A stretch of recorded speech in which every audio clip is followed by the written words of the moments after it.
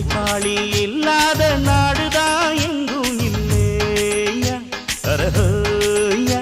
அவன் உழைப்பாலே பிழைக்காத பேருதான் எங்கும் இல்லையா அரஹோயா அர சாமியோ சாமி அப்படி இருந்துட்டா காமி கூலியோ கூலி எங்களை நம்பித்தா பூமி பிறர் வாழ்வதே